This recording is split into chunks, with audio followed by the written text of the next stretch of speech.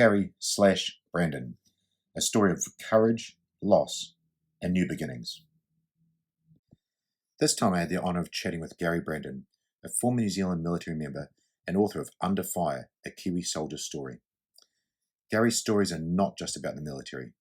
They're about resilience, adaptation, and the human spirit. His experiences offer valuable lessons on leadership, communication, and the importance of staying connected with your community. Whether you're a military enthusiast or someone looking for inspiring stories of courage and perseverance, this episode is for you. Here are some highlights. From skydiving roots to military parachuting, Gary's parents were skydiving pioneers in the 70s, and he grew up on the drop zone. He became a tandem master with over 10,000 jumps over Lake Taupo. Joined the New Zealand military at 18 and served in the parachute company.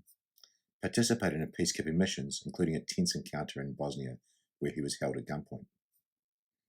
After leaving the military, Gary pursued skydiving before joining Global Risk Strategies, a private military company. Deployed to Afghanistan and Iraq, where he faced life-changing injuries from an IED. Gary's 7th IED incident in Iraq resulted in the loss of his leg. Despite the challenges, he demonstrated incredible resilience and received immense support from his community. Gary emphasized the critical role of communication in conflict zones. He also highlighted the importance of staying connected with fellow veterans for mental health and support. Gary's book and future plans. Under Fire, a Kiwi soldier story is available through Wilson Scott Publishing, and Gary hinted at a potential follow-up book covering his experiences in Saudi Arabia and a return to Afghanistan. Some intriguing moments. The Bosnia peacekeeping mission. Gary shared a gripping story about being held at gunpoint, showcasing the high stakes and intense situations faced by military personnel. IED incident in Iraq. The harrowing details of the IED explosion that led to Gary's injury and the subsequent medical evacuation process. And skydiving legacy. The fascinating history of Gary's family in skydiving and how it influenced his military career, and has completed over 10,500 tandem skydives. You can find Gary in the show notes below on Insta at Onward Bar, on Facebook in the Onward Bar group, and get his book in the show notes below, both on Amazon and also at Wilson Scott. Thanks for watching. I'm Damien Porter, former New Zealand Special Forces operator, subject matter expert from hownottodie.com.au. And you're listening to my Straight Talk Mind and Muscle podcast, sponsored by these guys, mystate.com, the ultimate daily formula for optimum hormone health, stress management, energy, and performance. 100% natural and clinically proven ingredients, it provides everything you need to raise your game in a convenient, gut-friendly capsule. Links for my former shows are in the show notes below. Thanks for watching. And we are live. Welcome to the Straight Talk Mind and Muscle podcast. Welcome to my guest. Finally, I got another Kiwi guy from home, Gary Brandon. Thank you for coming on the show. Hey, awesome, Damien. Good to be here, and cheers for the invite. Hey, you're more than welcome. And, shout out, we just said before, to Alan Brosnan from Tees, another Kiwi guest on the show, another legend. And it was great for him to connect us. So a big thank you to him. Mate, what's it like back home? We're going to talk about all these cool things, but how's it going back in New Zealand? New Zealand's New Zealand, and the weather's not too bad here in early April. We just had a bit of crap weather the last few days, but she's good again. So, whereabouts are you based? On Taupo, so right in the centre of the North Island for all those viewers that don't know where or too much about New Zealand. But it's here a big lake that blew up 2,000, well, it was a volcano, blew up 2,000 years ago. Now it's a big lake, and so awesome spot, nice and central. So it's only a couple of hours either way to get to main centre, so it's pretty good. I love Taupo, and it's funny you said that. I've driven around Taupo and past Taupo a few times, but we did the round the lake relay, I think as a civilian team, and it was only then that I learned the history of what you just said. It's actually this huge lake for the viewers and listeners. It's massive. It's actually, I think, one of the biggest volcanoes in the world back in the day. That's actually the crater of an actual volcano. It's huge. Yeah. So after it blew up, then obviously it's filled up with water. So as they say, it's dormant, but nothing's really dormant. So it's but as they say, it's a super volcano. Yeah, wow. And I saw some, I've got the book here and I'll see we can get it on. That's great. Finally, we got it on the camera. In your book there, I see some skydiving there from your family and then you over Lake Taupo with beautiful photos. Yeah. And sort of the way I got into the skydiving was both my parents skydived back in the early 70s in Hawke's Bay, Oh, Bridge wow. Park. So I was brought up on the drop zone. And then, so it was pretty well always in my blood. Once I joined the military, I did some military parachuting. Enjoyed that. So joined a civvy club, got right into it. And then that actually gave me an out to get out of the military to go full-time skydive as a tandem master. And then I did pretty well 10,000 tandems here and over Lake Taupo. Wow. Beautiful place to skydive, and yeah, pretty awesome. Oh, wow, that's awesome. Yeah, and it would have been very rare for your parents to be doing that in that time frame back in. Do you say in the 70s? Yeah. So Dad started in 72, and my mother started early 73. Not many women back in those days. It was the No. old round, the round parachutes, fore and aft gear, the big reserve on the front, Yep. and fairly dangerous back then. Mainly only dangerous because of the gear. Yeah. It was very old and quite unreliable, but nowadays it's the gear's damn awesome. Were they free falling on round parachutes? Yep. So they'd still do free falling, and Wow. most of it was old military surplus gear, Yeah. and just with a spring-loaded pilot chute and the old big ripcord, and yep. Wow, that's amazing. Funny you say that. You got out of the military and went tandem. I won't mention his last name, but another special forces operator, former special forces operator. He was at SASR here after New Zealand SAS, and he's gone back to New Zealand again. I won't say the location for privacy, but he became a tandem master there and did I think the same number of jumps you were talking about. But how amazing! He was a tandem master in SASR and supremely qualified, but he had to go back and get all his civilian licenses and things as well. Yeah, it's sort of hard case. The amount of jumping he would have done in the military, and then of course civvies go, "Oh no, you got to come through our regime," or Yeah. so it's. But at the end of the day, I suppose rules are rules, and you got to fit into whichever way you go. Yeah, of Civic, course, and civic. the humility that we have, is not, we don't come in there arrogant like I know it all. It's just, okay, that's another thing we've got to tick off, and then we'll bring our skills to bear as well and try and fit it in. Yeah. So, we, Alan has connected us here. We talked about you being former military there. Let's have a look at that. Let's explore your military career. You joined the military at what age, Gary? It was 3 days after my 18th birthday. So That's impressive. 25th of November 1986, we Wow. arrived in Wairau. Yeah. And I'm unsure why we joined on that date, because it was 2 weeks before the military goes on Christmas leave. So we did 2 weeks and only just started getting into the fold of being military discipline. Yep. Then they gave us a month off. Wow. So by the time we came back, it was back to square one. Yeah. Yeah. So let's just say we probably got beasted a lot harder than a normal basic once we came back, because we were basically civilians again, really. Yeah. So I did that basic, and then you said it was about March or late February. We marched out of there, out of Wairau, down to Burnham for our core training. Yep. And that was about another 10, 12 weeks. So I think it was about mid-May, came out of there and went into Charlie Company, which was the parachute company. Just for the listeners, core training, you and I understand that that's infantry core training, learning your job in that time. Yeah. Basically, learning the basics of the trade. Yep. And then got into Charlie Company there, and then got put on the basic parachute course. Yep. Up in Murpai. I think it was about August of that year, 87. And then stayed with that company until December 89.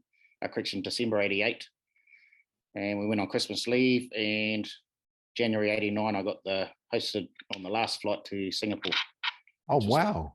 Which was the last, basically only the last 8 months. And but yeah, for all those people who don't know, we had a battalion based over there from '71 to 1989. Yep. A bloody awesome posting, and yeah, it was for a young fella. I was 20. It was a very good eye opener, and yeah, probably a few too many beers downrange then. But hey, we were young and dumb, Yeah, for sure. What was the reason that a battalion, and we're probably talking about a real battalion, what are you talking, 300-400 guys? Why was a battalion posted in Singapore in those years? Well, basically from after the Malayan emergency, and Vietnam, I think it was the British and Aussies and Kiwis moved to Singapore. Right. I think Singapore asked them to come there just so they could basically be protection for Singapore, really. Yeah. Against who was protection from what? Well, there was still some counterinsurgency out there in the jungles. Mm-hmm. Pretty well right up even till late 1988. They were still finding these communist terrorist camps in the jungles of Malaya.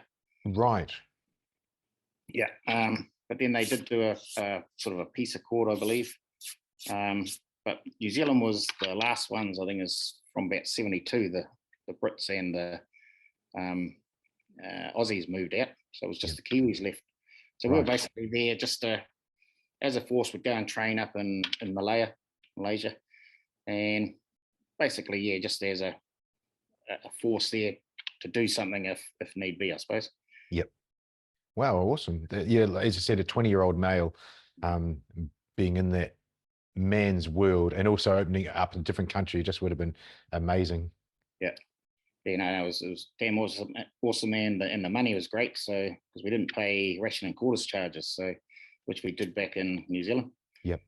So it was extra money in your account, plus the exchange rate was in favour of us. So it was had plenty of dosh, but seemed to always be broke after a week anyway. It's a soldier's way. The money burns a hole in the young man's pocket.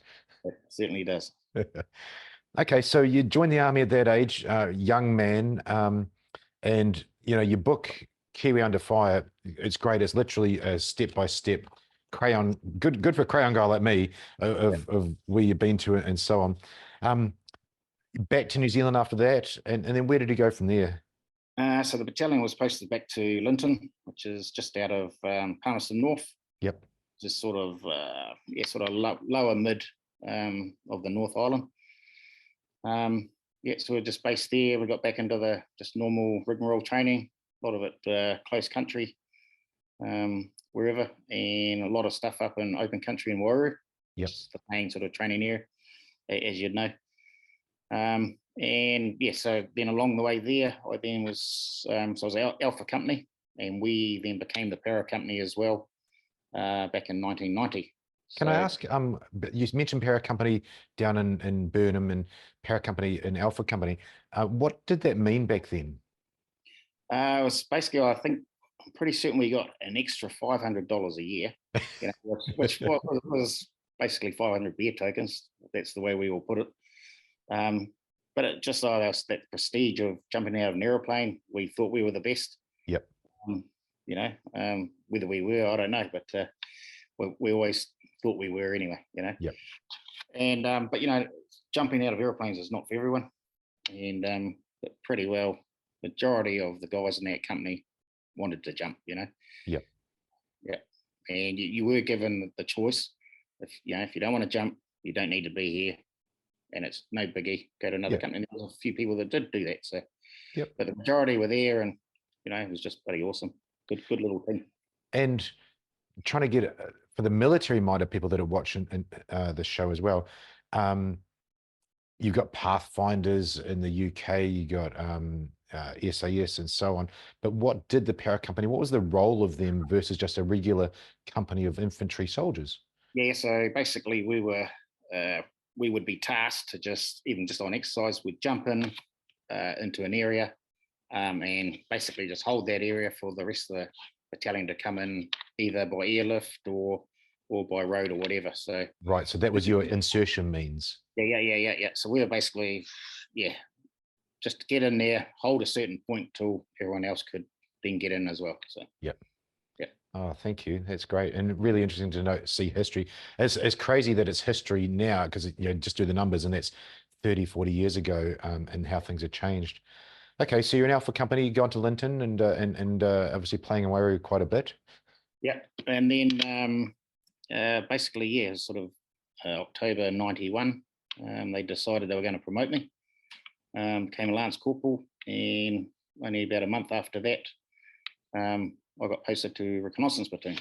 Oh, yes, great. As a detachment 2IC.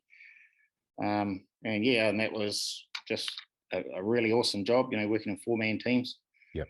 And pretty well from there, I stayed there right till I left till 96, and got promoted within recon as well to deck commander. Yep. Did do a quick stint back to the Rifle Battalion as a section commander. They always like you to go back to the Rifle Company for a little bit. Yep. Mostly usually 2 years, but for some reason after 6 months, we need you back in recon. Sounds good to me. Yeah. And then along the way there, doing your promotional courses, the junior NCOs, learning about how to instruct, lead, and then the same with the section commanders. And it was just after my section commanders, actually, I went straight onto the recon patrol commanders course. Yeah. And that was a good 6 weeks course. 4 weeks of that in the field. So it was bloody good. And it was just coming out of that, got told, you need to get back to camp. As soon as we get back to Oira, we'll give you a rover. You're on the next trip to Bosnia. Oh, wow. What rank were you at this stage, Gary? I was 2-striper, corporal. Yeah, 2 stripes. And so I was going, awesome. So I zip back there, and they said, you're going to be the reconnaissance commander. There'll be 4 of us. So yeah, it was bloody awesome. So I went back there, and it was just for some kit issues. And then they told me I had to get back for the last day of the course for cleanup. So I was like, that was all good. And and then then we went on to Bosnia. And then what year was that?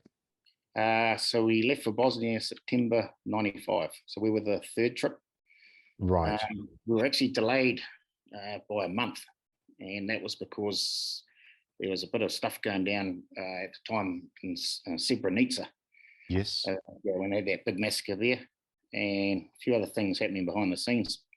So we were delayed a little bit, but we finally got over there and took over from K2 Company, which was mainly made up from the 2nd 1st Battalion down in Christchurch, and all their attachments. So just for the viewers, so the company we had over there was basically a reinforced rifle company. Mm-hmm. So usually what a rifle company is about 120 people. This is 250, so that's with all the attachments. That's with the chefs, cooks, engineers, signalers, all the support staff. Yeah, all the support. So reinforced with 250 strong. So it was bloody awesome. Mm-hmm. A lot for someone to wheel and deal. I remember when we went to Timor in 2000, we had a fire base of, let me run the numbers, 30 shooters, 30 infantry soldiers, but the support around that was just insane. I can imagine the commanders, and there's more logistics. I don't know the numbers actually, now that I think about it, thinking out loud. I know that to get a special forces soldier on the ground takes 7 other support staff. So I'd assume that infantry soldiers at least 3 or 4, and it's a real army. It's a real man mover, isn't it?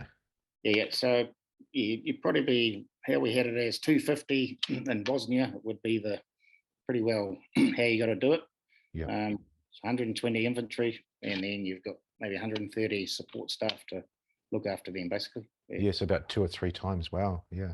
Yeah. Now Bosnia, I haven't read through the whole book. I'm terrible at doing actual reading, but yours is the only book I'm actually going to sit down and read. I've read through some of it, which was great.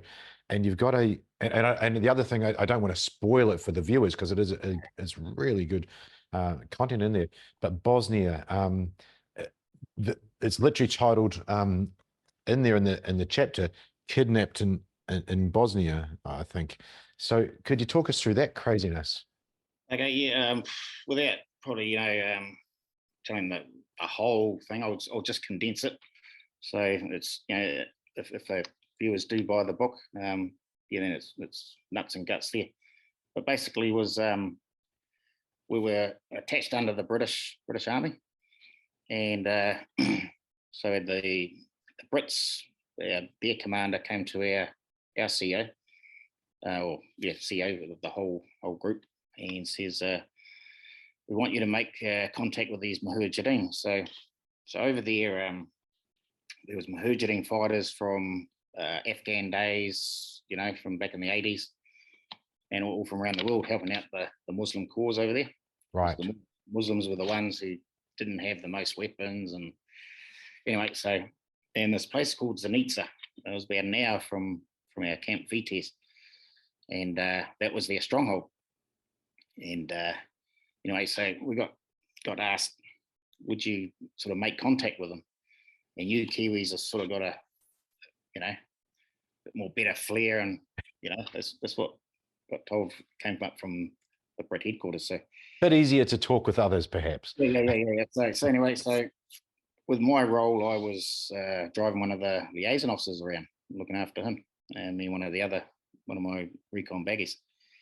And so we got tasked with this. Anyway, the boss comes up to me and goes, "Oh, this is what we got to do." And I go, "Well, how you going to do that, boss?" He goes, "I don't know." Yeah, I'll think about it. And I go, after a couple of days, come up with a plan there, boss. He goes, "Nah." And I says, "Look, we know where their headquarters is. Let's just go straight up to their headquarters, go speak to the top man of them." Yep. And so just basically, he looks at me and goes, "Are you game?" And I go, "Yeah, let's just do it. Cut out the bullshit. Let's go straight to the top. What could go wrong?" Anyway, a whole lot did go wrong, and basically held at gunpoint for a few hours. And boss was inside. There's what happened to him is in the book. Yep. I was a couple of times outside, held at gunpoint. With a couple of these Muslim guys are dressed all in the local, the robes, sort of like Afghan type robes, big long beard. He was trying to get the AK-47 off the guy guarding me. Had he got that, I'm sure he would have shot me. Wow. So that guard, I think, was very disciplined, was told, "Don't let anything happen." And then this guy spits in my face and goes like that. So he wanted me dead. But anyway, the boss finally got released, and he came out with the big wig. He spoke perfect English, and apparently he was had done Sandhurst. Wow. And had a Brit accent. And he just says, "You guys have got some balls to come to my headquarters." He goes, "I like people with big balls." He goes, "But you had to go and don't come back." And anyway, so we went, "Yep, all good." So Wow. so away we went. And but anyway, so after that, I'm pretty certain our relationship with them strengthened. So they go, "Oh, Kiwis are good." So Yeah. It's funny. Communication is key, isn't it? And that's a lot of what we did in Timor, was communicating with the locals. But when it's unknown, you create all these stories in your heads. Like, were the Kiwis the enemy? Not sure. Were the Muslims the enemy to you guys? Not sure. But now you've actually met that guy face to face, and then it's going to filter down to everybody else underneath his manning. Gosh, what a story, Gary. Yeah. And just how that the Brits wanted us to go there was they had a armored vehicle going through a little village, deserted village. Opened up, popped out, put the chuffer on, and this guy comes out, drunk as, waving a pistol at them. He's getting out of my village. Oof. And anyway, so the commander says, "Everyone back in, lockdown, no one get out." But apparently their driver, who was not long off his core training and straight over to Bosnia, decided he'd hop out, and then gave him one in the chest and one in the head. Oh. So that's why the Muslims were after, Brits at the time. Wow. And Wow. because we had on our rovers the Union Jack as well. That's when they pulled us up. Well, when we saw them, all they saw was a Union Jack. Yeah. And we're Brits, so. God, you're lucky it didn't go the Sierra Leone way. I was lucky enough to be interviewed by Phil Campion the other day, 22 SAS, and he was in Sierra Leone doing the hostage rescue of the British Army guys captured by them. So, gosh, it can literally, it's almost on that precipice, isn't it? It can go one way or the other.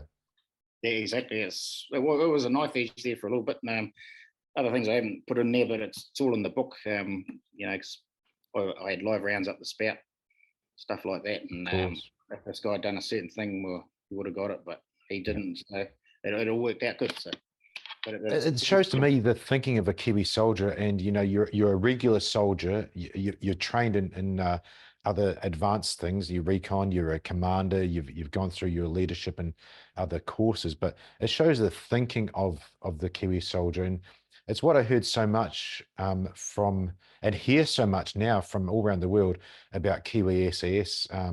The perception of them from you know, Steel 26 guys, from Brits and so on, just the way we think outside the box. And funny on that, I'll never forget Moo, Widomu Moffat, the current sergeant major of the army. He was a troop sergeant when I met him, and you know, he was briefing generals, American generals, in the 2000s, and they're listening to just a sergeant, and it just shows what real skill and knowledge and humility can bring. You didn't shoot that guy, whereas the young kid, I'm going to say kid, I don't know his age, but it sounds like at least a kid mentally just went, oh, that guy's got a gun, I'm going to shoot him. Like, maybe he didn't need to. You just said he was drunk, and the commander said, get in the vehicle that can stop bullets, you know. Yeah. But no, as you say, Moo was a good man. So before he went up to Papakura there, he was in recon with us. So he was a very good operator. Yeah. Small world. Now, actually, that I've got no idea how I do this as an operator on the show. That gives us a segue into what I wrote down. I want to touch on in your book. Before you go to Bosnia, you got some pre-deployment training, and you've come across an SAS guy, and in the book, you guys get into a pretty heavy confrontation. I wanted to ask you, Gary, what the hell got into your head that you were going to take on an SAS guy? And I say this because I'm unsure if you were trained in armed combat. I'm not unsure if you're trained at that degree. What got into your head that you want to take this guy on in a fight? Yeah, when I look back, it was just one of those foolish things you do. I'd had a few beers, obviously, but this goes back to when I was in Charlie Company with the Para Company in Second First, right? Yep. So he'd come back from Singapore, and we ended up becoming good friends. And Gotcha. he then went up to SAS. And anyway, so it was pre-deployment, and I was up for one of the SAS guys who was on my section commanders, his farewell. He was getting out of your group. So the two group guys that were on our pre-deployment training, they says, oh, see if you can come up with us. So I went, yeah, be good to see this guy off as well. Yep. I knew him quite well. And anyway, so this guy comes up to me and he goes, what are you doing over there? It should just be SAS fellas doing that job. Right. You know, and so that got my back up. Yep. And I went, right. And he goes, all right. And I said, so I stepped him outside. And then he proceeded to bloody give me a bloody hiding. I just want to touch on that, and I wasn't having a crack at you. I was using an example, particularly of what's happened just lately in Australia. But ego will get you killed is a quote that I have come up with. I'm sure others have as well, but I use that because more and more when I think about self-defense, you got female and male self-defense. Now, female, it's going to be an ambush attack. The guy's picked you as prey. But when it's guys, it's not actually self-defense. It's one guy wants to show he's got a bigger dick than the other. You know, the ego sizes thing. And it's very different. So when you get a guy that can actually use violence with skill, gosh, it ends badly for the guy that's trying to puff up his feathers for sure. Yeah. Well, out of that, I end up with 2 broken ribs, massive black eye. Spent a couple of nights in hospital. That was all right. But then I actually run into him coming out of Iraq. Waiting for this hurt to fly us into the UAE, or no, might have been back into Kuwait. So yeah, I went up to him, we had a bit of a yarn and shook hands, and yeah, all good. I haven't seen him since, so it's all good. I read that in the book, and that was so cool to see. That shows humility, because I get to the stage and gosh, I'm still waiting for the wisdom. I've said this on a few shows. I'm 50. I got the age. I'm still waiting for the wisdom, but I do learn from others. And I'm getting to the stage now where if we're going to argue with words, sure, we'll just argue away. That's fine. That's a conversation that might get argumentative. But if you're going to go fight, well, someone's going to get badly hurt, because fighting isn't arguing, and they shouldn't conflate. Fighting is, for my mind, combat. And Yeah. and that's why I sort of threw that question out there, because for an SAS guy, when you fight, we're going to fight until someone can't get up probably ever again. Mm-hmm. It's a different kettle of fish. Yeah, we just need to say they're fighting for the battlefield, basically. You nailed it. You nailed it. And I wish that the young guys, I hope that the people listening learn that are males here. Fighting, it can put you in jail. Even if you're the innocent guy, if you're the victim, you might end up in jail.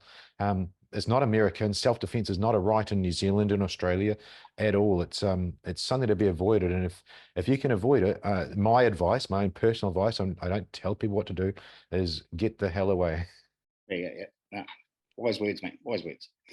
Which almost brings us, and thank you, I appreciate that. It kind of brings us to you getting out of the military and going into private military contracting, which is a different game again.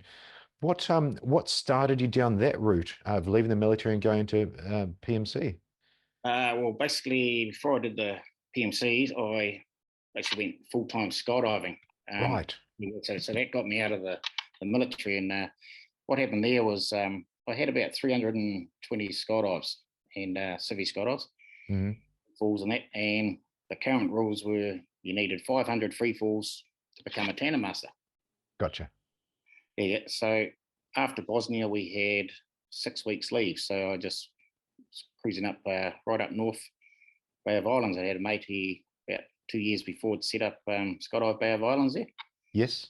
And, Beautiful place. Yeah. So I was going up there to see him and do a few jumps. And on the way, I called into Taupo. So I knew all the guys that did tandems here in Taupo.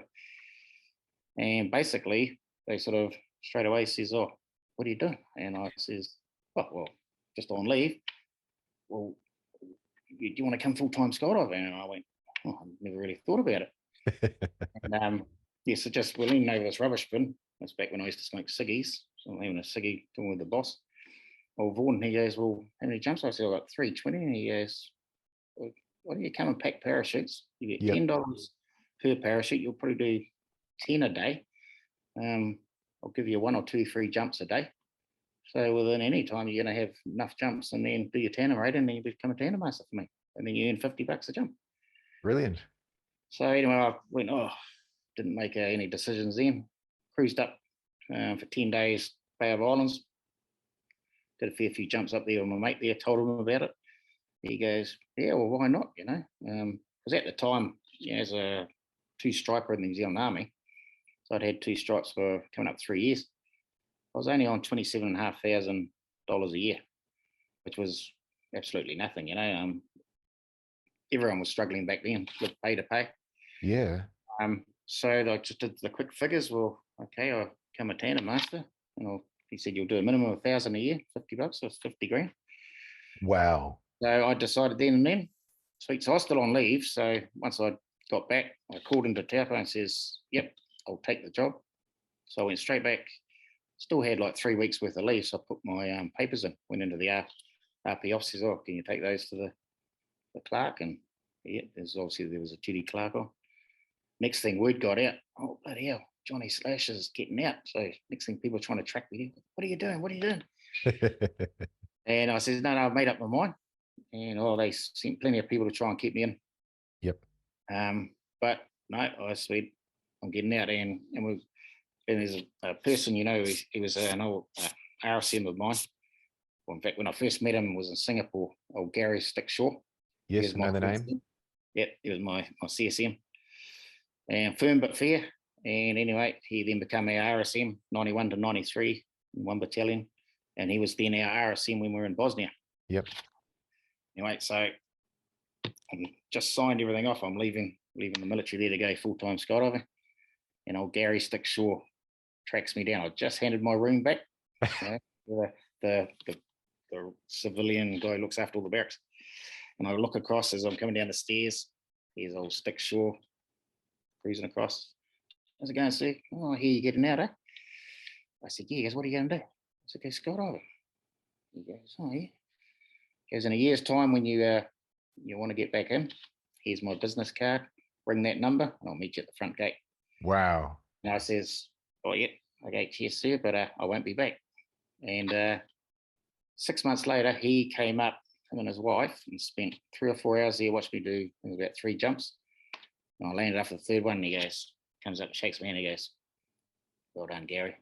You're not coming back, eh? And I went, no. And he goes, congratulations, well done. Wow. You know, so he was still wanting me to come back, but he could see that I wasn't. So, and that was just purely money, is why I left the military to go skydiving. Yep. Yeah, and then from then skydiving, and then I got into the private military world. So that's very young. No, that's the wrong word. It's very early days to get into the private military. But what was the sort of year, and how did it happen? Oh yeah, so 2006 I got out. March 96. 96, yeah. March 96 I got out. So I went skydiving full time, and then in March 2003, March 2004 was when I went into private security work over to Afghanistan. Okay, so originally sort of 2001, 2, 3, a lot of New Zealand SAS guys were leaving to go there and make the money. So you sort of jumped on that bandwagon. Yeah. So it would have been 2003. So mid I started hearing about, all the boys were over there, but they were all the tier ones. And then I got told that, now they're now taking infantry guys. Yeah.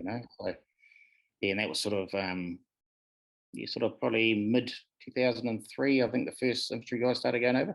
Yep. I started exploring the options, and and then I got with a company called Global Risk Strategies. Yep. Yeah. And how that happened was a good mate of mine, Dan Naser. So he'd spent 22 years in the military, got out as a sergeant, and he went straight into Afghan, which was, he did all 2003 there. They was called the Lloyd Jirga, where they were going around talking to all the village elders about the upcoming presidential elections. Yep. Yeah. And so I heard he was over in Afghan, so I messaged him on email. He just says, what are you doing? He sort of tells me. And I said, oh, yeah.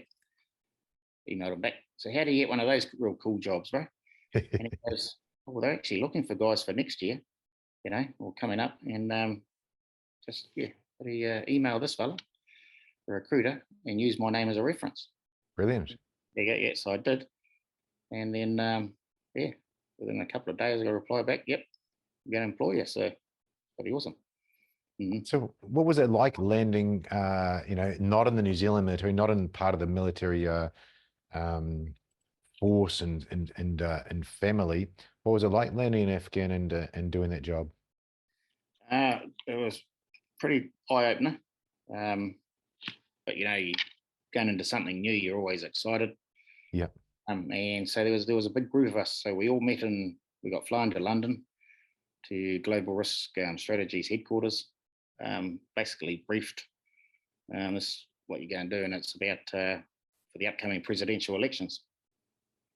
Correction, it might have been it was the parliamentary elections. That's right. First, gotcha. Yeah.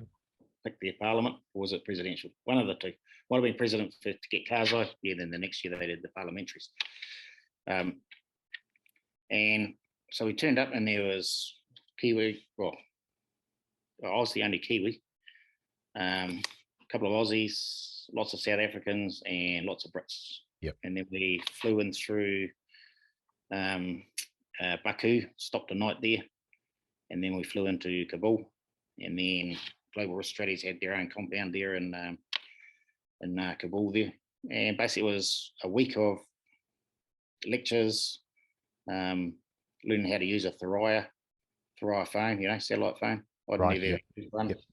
RB GANs, which were new thing to get into the satellite. Just like a little plastic laptop thing. You just put it on a certain angle, and you could get internet, plug it into your computer.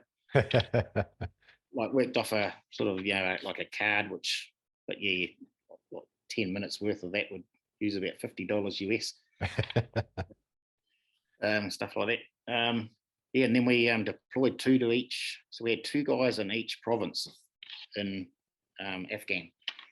So myself and a Australian naval commander, old Simon, we ended up in Gore province, which is right smack dead in the middle of Afghan. And it's just sort of north of Helmand. Yeah.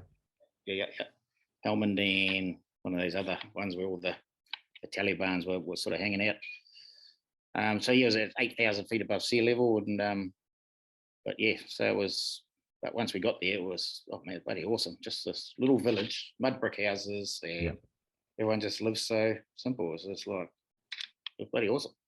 It is really, people don't understand, maybe if they're going camping, they don't understand, but the simplicity just cleans your mind up so well. Yeah, and just like, go to the local market bazaar, or whatever they call it, and they've got the cow there. So I'd go down quite early in the morning, watch them cut up the cow. They just get it there, slit its throat, let it bleed out just into the dirt. Yeah. And it's there.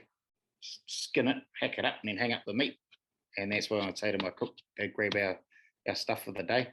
Yeah. So you go back there in the afternoon, still bits hanging up, with all the flies on it. And, God, different. It's a different world. Yeah, so you've been thrown at Afghan right into the thick of it, completely different than what you did probably in the military, and you two up and so on, haven't got the huge support. You did that for how many years?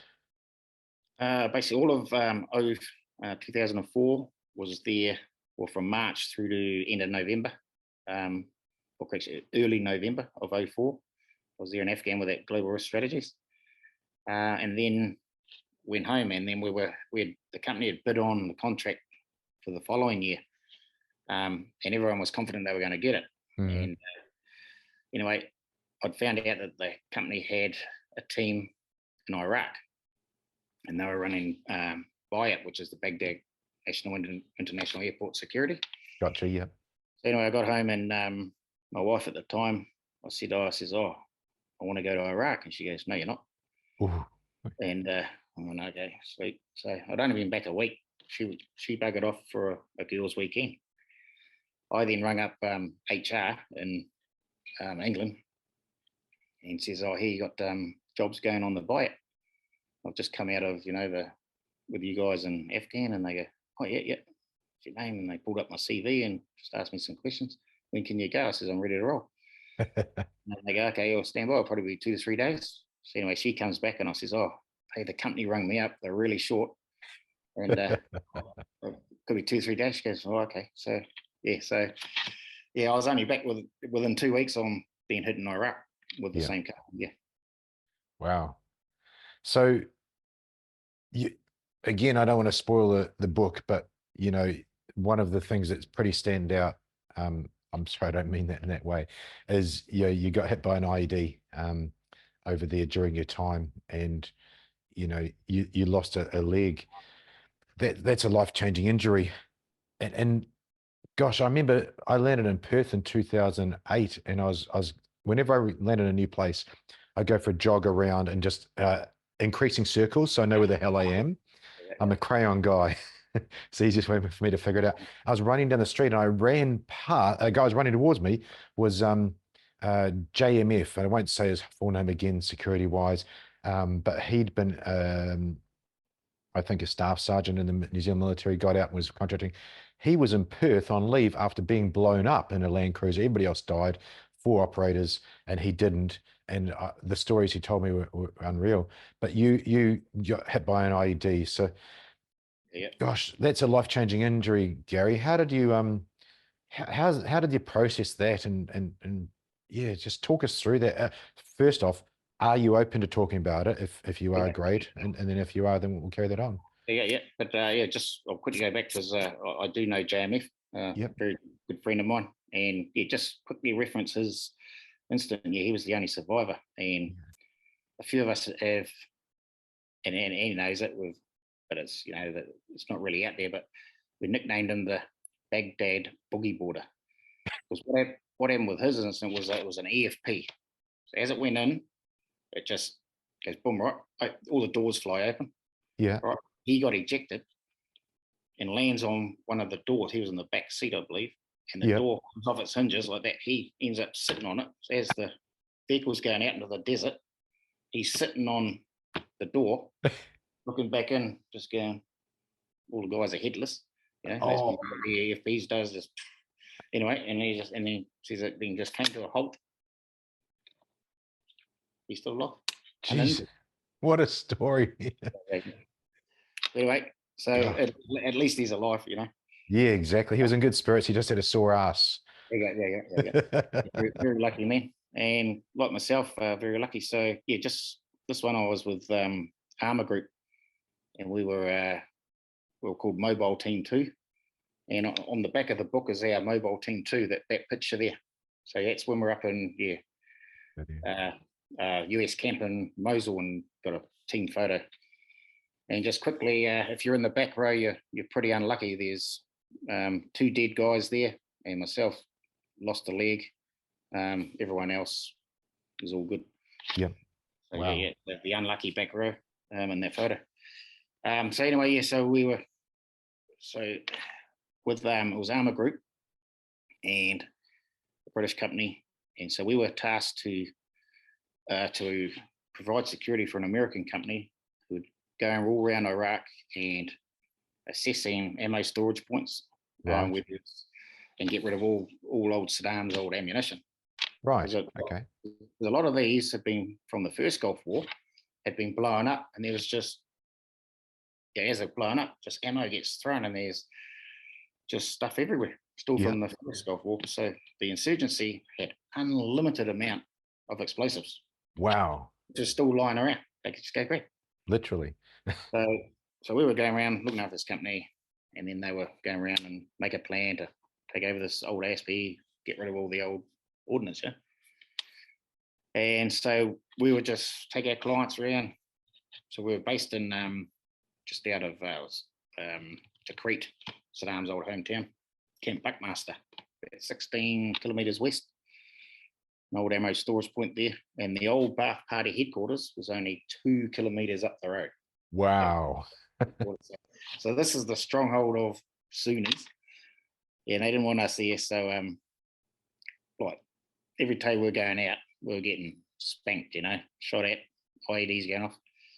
So just quickly, without those that will read the book, without spoiling too much, but on that contract, we would do 9 weeks on, 3 weeks off on leave. I was just hit my 7th week. That was my 7th IED incident, the one where I ended up losing my leg. God. Yeah. And the first trip out with the team, IED, 2 Ks from our camp. And the one that got me, you could see the guard towers from our camp. So at night, going around planting and stuff, just everywhere. Because we just responded to this incident, cut across the desert as we would just set a pattern. But they had this stuff everywhere, and it was all command detonated. So, and they reckon my one was a double stack anti-tank mine, remote detonated by cell phone. Yeah. And this previous little incident we had responded to, and there was this vehicle about 500 meters out, just going backwards and forwards. So we knew he was sticking us, then so he would have set it off. So God damn! As you say that, I'm that's back in the 2000s. It's 2024 now. I'm thinking, because you're without support, you're there, not without a whole military behind you, but it would take nothing now to put up a couple of autonomous drones and be on sentry all night with recording the camera back to the cloud, whatever these words are. I don't, old guy, not a techno savvy, but surely you'd be able to see that, and you literally wake up in the morning, review the tapes. Okay, no physical humans were there. Our route's clear, or there was some two guys there. That's not going to be clear. So the modern world, the modern technology could probably have stopped that now. Yeah. And even back then, we were trying to tell the company, because we had lots of ex-Brits with us. We had quite a few Kiwis, and a lot of us were ex-reconnaissance and that, and same with, the ex-paras and that, and a couple of French dudes, and we're just saying, can we just put in some OPs, Yeah. and then we can talk to the Americans and then put up bloody flares, and stuff, and we'll get these. Oh no, can't do that. Oh, So, okay, well, let's just wait till we get spanked tomorrow then. no, exactly. That's shocking. It's almost like we said before, self-defense is not a right in some places. So you got hit. I'm just thinking logistically, you haven't even gone down the emotional side yet. You probably relocated back to New Zealand, insurance-wise, life-changing. But I believe you went back. What sort of was the process there? Yeah, so what happened was, basically got blown up, and then this American unit who was nearby from this previous incident we responded to, American unit was there, so they had medics. Once the boys got me out of the vehicle, they were working on me, and all I could know was my lower right leg wasn't doing anything, and I had this big cut in my left sort of thigh, which I could see through my pants before the vehicle. So I put on my own tourniquet, but there was no blood, so I had it there ready in case, put that on. Went out, and then straight away, boys are checking on me, and next thing, American medics are there giving me morphine and stuff. So just heard on the radio, they asked for helos. Yep. And no medevacs available. So they chucked me in the back of one of their Humvees. They were going to take me to Camp Spiker, which is only, it's probably 20-minute drive. Yeah. And then we're on there, and then 5 minutes later, I hear on the radio, oh no, you just got two birds just landed, medevacs landed back in the air coming your way. And then it was only 5 minutes. And then, but it was quite a hard case. They asked on the radio what nationalities, and they just says, oh, one British and one New Zealander. Oh, we can take the British guy, but not the New Zealander, because no, us New Zealanders who were doing the private security work, we were classed as TCNs, third country nationals.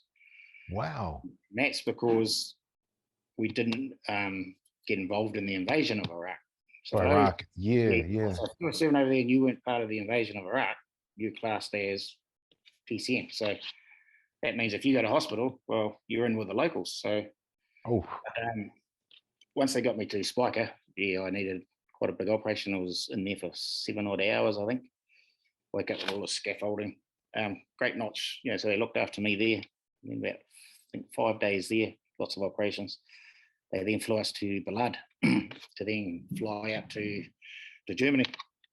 And that's when they went, oh no, well, he's a TCN, so put him in with all the Iraqis, injured Iraqis. So that's when I needed a blood transfusion. Yeah. So I'm in with all these Iraqis, but I still got primo treatment.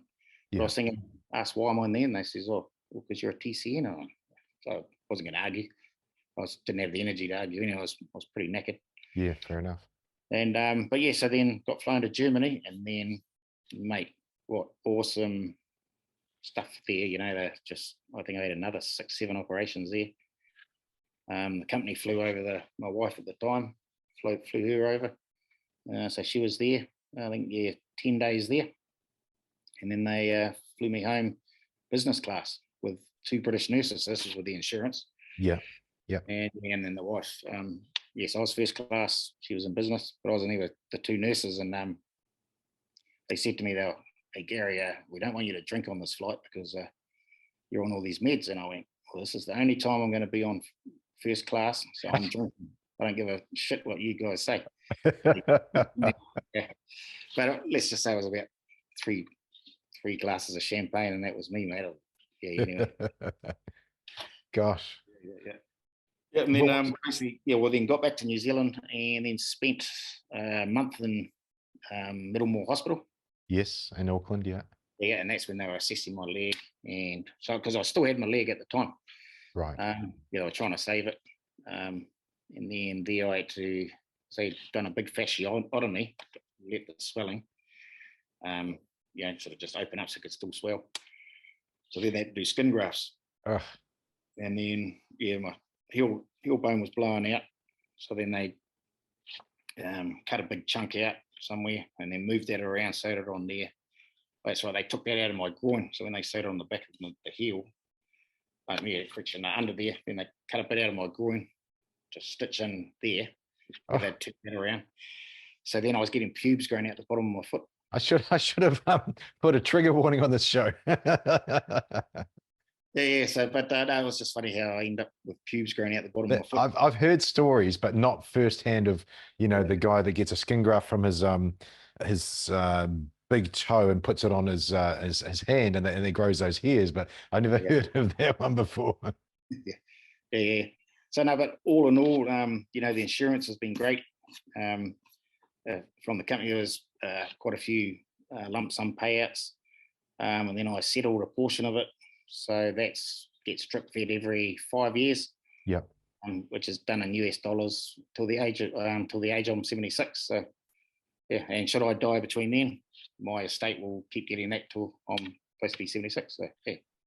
So that's interesting. That you I would hate, and I've been through injuries, nothing like yours, of course, and injuries suck, and we would all rather not have them, but that's quite interesting. And what's the word? It's heartening to hear that you are actually looked after to that degree, rather than just thrown away. Like probably the military would just throw you away. So being civvy might have been better. Yeah, no, because it was what I got told was if you're on a DoD contract, so for the company to win that DoD contract, they have to have this DB Defense Base Act insurance on you, and it's awesome insurance. Yeah. You're totally looked after, and even if you die, your family is totally looked after. Yeah. Wow. Isn't it? Yeah, gosh, that's the modern world, but it's still, like the mercenary back in the day. It's just in a modern format of US dollars and retirement, all the fancy words, but you're still a soldier for hire. Yeah, pretty well. Yeah. And I started this question off. You went back after rehabilitating and getting a prosthesis. Yeah. So then I elected to get rid of it because it was basically I had about 6 or 7 compound fractures. And we just go back to when the boys pulled me out of the vehicle. So this guy Rob was one of the Aussie guys, ex 3 RAR from Aussie, real good fella. And anyway, he's straight there on that leg. Anyway, so when he came and saw me in hospital before they flew me out to Germany, and because all I can remember him just saying on the ground is, I says, "Oh, there's something wrong with my right leg." He goes, "Yeah, no, it's all good. I think it's just broken. Yeah, you'll be right, mate." Right. But in the hospital, he goes, "Mate, I almost bloody puked when I cut open your trouser. There were bones sticking out in all directions, right?" Oh. Yeah. And I said, "No, yeah. But I says, hey, cheers for telling me at the time it was all good, because, had you told me that, I might have gone into a bit more shock. Who knows, Yeah, exactly. And you're such a upbeat person, Gary. I could imagine how that would just drive you through the floor at the time. Yeah. But then, so what we were talking about, going back again. Yeah, so you'd elected to actually have the lower leg removed, and elect for a prosthesis. Yeah. So, and why I elected for that was, what we all know was JP. Lost his leg in Afghan from the SAS. Yes. Yeah. So he was another good mate of mine when we were in recon before he went up to the SS. So yeah. So I wanted to get back to skydiving and everything, and I knew if I kept my leg, there's no way I could ever do that again. Gotcha. Except for landing. So I get hold of JP and says, "Hey, I think I want to get rid of it, because I've been told it's buggered and you will get rid of it. It's up to you when." So wow.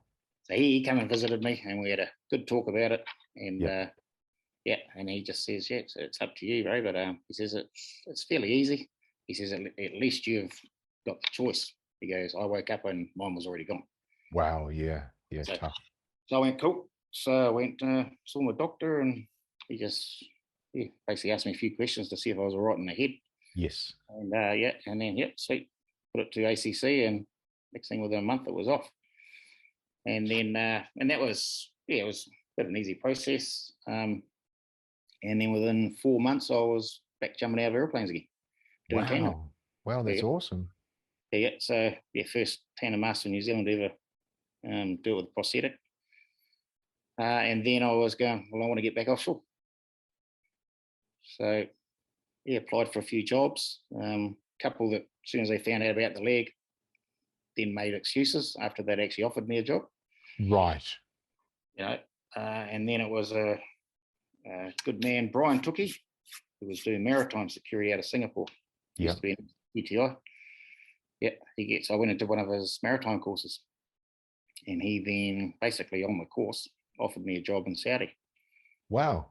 Yeah, but it was land-based and just basically looking after clients up and down the country and keeping an eye on the guys, just checking the emails from off the ships with 3 guys.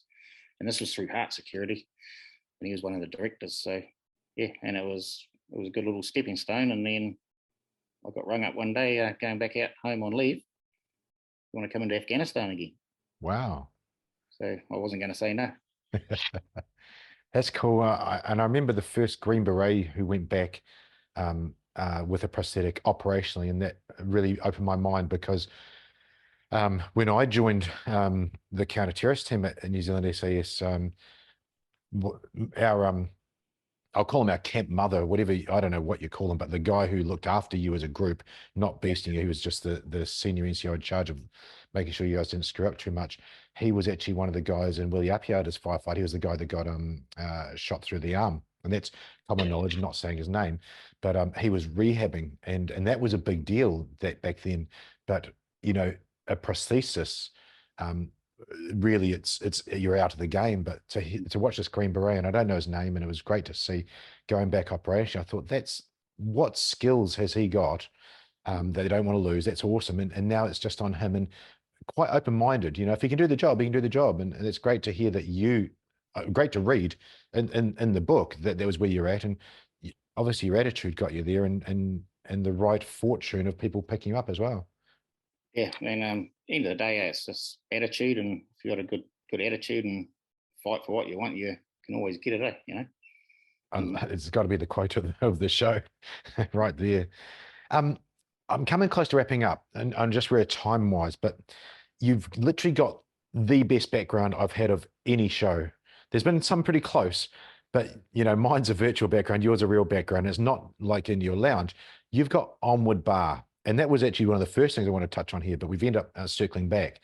Onward Bar, and that's how I came to know you. I didn't know you. I just knew of Onward Bar through the Facebook groups and the older soldiers, veterans, and so on. It seems an amazing concept. And this morning I was actually thinking of folding our veterans Facebook group into that. I think it's much better. Could you please talk us through what Onward Bar is? What is it about, and how did it get started? Well, basically, 2012 bought this house currently where we are, just in the country, got 3 minutes out of town here in Taupo. Beautiful. And it's an old style villa, but a modern build. And got here, and it was just basically wanted to add on, and I wanted a man cave. Mm-hmm. I always had wanted one. Had the money to do it, so I decided we'd build out the back, put in a pool, have a big decking around it, and then I have a 6x6 meter sort of building, the toilet in it, a bar, and wall space. And then I had some World War II prints, a few military photos and stuff. So just thought, we'll get those up.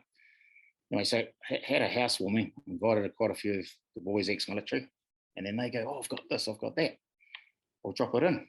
So then, oh shit, got to do that justice. So I get it framed, and then it's for a name I just went Onward Bar. So New Zealand Infantry Regiment's motto is onward. So I've called it Onward Bar, and it's then just taken a life of its own. And but it's a good place and a safe place for all military. It doesn't matter what service. Could be RF, TF. Had lots of TF come here as well, hold sort of dues and stuff. And yeah, you just come where now it's like a mini museum. Got stuff on the walls, military. You feel comfortable. You can give your mate shit, tell lies like we always bloody do when we're on the piss. And but the main thing is everyone says they feel safe there, that they can just let something out to their mate, Yeah. About their service or whatever, and blah blah blah. So and yeah, I've got a Facebook page there and 5,000 odd followers, and it's sort of become a place where military units will organise to have a reunion. Come here as well, so we've got a big barbecue area, so they just utilise that, and they provide everything. They clean up, and it's bloody awesome. That's brilliant. You said safe place. Mm-hmm. I really, and not just from what you said, but what other people have said, and it's a big deal. And then to be able to talk, I can just relate my story. The regular force was scary to me because I was a civilian and I didn't know these things, and I didn't join when I was 18. I joined older. And it was all scary stuff. The RSM was a scary guy. The whatever the unit headquarters, you can't go in there, you can't do this, can't do that. But up at the unit, up at New Zealand SAS Group, that's the safe place for me. In that mess, in that bar and so on, and in the hunting lodge, we call it there, with all the memorabilia. That's the safest place ever for me. And I could, as you said that, I just thought that's such a big thing for me to feel that, and others, and that's a small bunch of humans that were lucky enough to be there. But the army, and then you said whatever branch you're with, an RAF or regular force or territorial force, a full-time soldier or part-time soldier. What a beautiful thing, because that's so many people, Gary. That's it's unheard of. So I really think that's such a great thing that it's grown by itself. Yeah, it's just taking its own life, and I just sort of manage it, but it doesn't actually need much managing, really. It just manages itself. Gosh, that is brilliant. Yeah, I'll definitely talk to you about folding in our veterans group to that, because I think it's going to be much more clever. A friend of mine, a former veteran, friend of mine, Sean Parker, and we started a group called the Rally Point. And the reason that Sean started that, I used my social media presence to help him out, was to provide a place for camaraderie, to use health, fitness, and events to create some kind of culture for people to be connected with, either after the military or even during. Unfortunately, it happened sort of prior to COVID, but I think the camaraderie part's missing. I think that's what you've got so successful there. So I think folding that will be much more clever and much better reach. And I think it's going to help everybody out more as well. Yeah, no, for sure there, Dan. Yep. So the sum up question, purpose. And I've interviewed so many people on this, and I even titled one show Purpose, Identity, and Connection. What's your purpose now? What is Gary Brandon doing, and what is he about? What I'm doing now is I'm work at a wood mill up in Tokoroa there. Yeah. Totally loving that job. They're all civilians. Us ex-military always go civilians. They can be a bit of work at times, but I've had some trials and tribulations with them. We all now know where we all stand. Pecking order, good. Yeah, so we've sorted it out, and it's all good. And but purposes, I'm here for veterans, and you don't even have to have served overseas. Especially here in New Zealand, there's the veteran, and then there's some say, well, you got to have operational service veteran. Right. To me, a veteran is someone who's served in the military, so it's basically my purpose is to make sure we all keep in touch and make sure we're all very good and kosher. And if someone's not, then speak up and make sure they can try and get help. You're so understated. A connection is the thing I've paraphrased off that, and then mental health, because that connection, once you lose that, you're in your own little world, you're on your own little head, and it can go down, your downward spiral.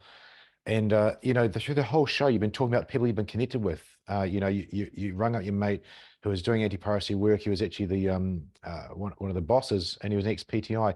And connection is key. And we lose. It can be lost after the military. you can say, hey, I'll go out and reach out. But for people like, say, you and I that are actually putting something out there, it's like reaching a hand out, and people can grab it or not. But I really enjoy hearing your story and enjoy watching what you're doing. I think it is us of service. We started in service. People don't realize that the military is about service. But as Moose said on the show, he's there to serve others. Yeah, and exactly. I mean, we should always be in service of others, so there's always something little that we can do to be of service to someone. Your book, Gary, and look, I always say at this point, we've done the show notes narrated at the start, so everybody knows right from the start where to find you. But we come to this part of the show where, and they won't get a signed edition to me. Thank you so much for this. I was blown away getting it. Where can someone buy your book? Okay, so it's basically www.wilsonscott.biz. So that's the publisher here in New Zealand. So it was published in 2007. So back then, I'm not even sure if those online stores were going back then. So, so it's just through the publisher. So yeah, www.wilsonscott.biz. He's the publisher, and you can get it through there. Or those in New Zealand, check Trade Me. There's always copies for sale there. People obviously read it and then sell their copies. So, Brilliant. I'll put, obviously that'll be in the show notes, and it's in the show notes at the start. And I must mention, because I wrote it down, we talked about it before we started, Duke Henry and Alan Brosnan, by writing their book, they helped you when you were in your hospital bed to get the idea for Kiwi Under Fire. Is that correct?